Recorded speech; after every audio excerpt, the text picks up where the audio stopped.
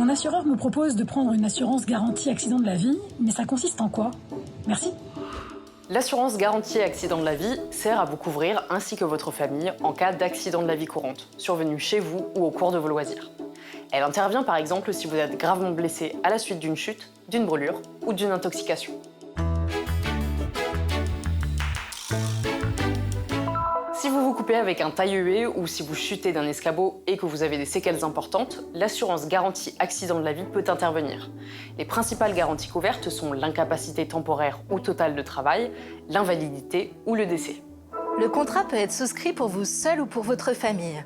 Le montant des cotisations représente une centaine d'euros par an, mais attention, elles ne sont pas récupérables. Si aucun accident ne survient, vous n'aurez droit à aucun remboursement.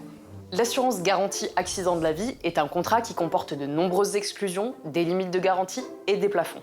Effectivement, une lecture attentive du contrat est recommandée avant toute souscription afin de vérifier très scrupuleusement les conditions de garantie et les exclusions.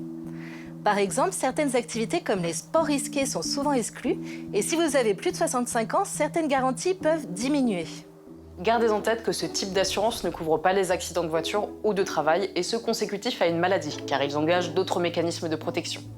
Si un accident couvert par le contrat garantie accident de la vie survient, alors comment ça se passe? Tout d'abord, l'assureur peut demander l'évaluation du préjudice à un médecin expert.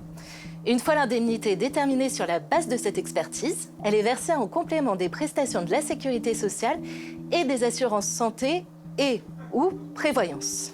Enfin, sachez qu'il existe un label GAV. Les contrats ainsi labellisés prévoient un socle minimum de garantie dès lors que l'invalidité permanente est égale à au moins 30%. Le label impose également la prise en compte de certains préjudices en cas de décès, comme les frais d'obsèques. Voilà, vous savez tout, ou presque tout. À très bientôt pour un nouveau Consomag et retrouvez toutes les informations sur inc-conso.fr.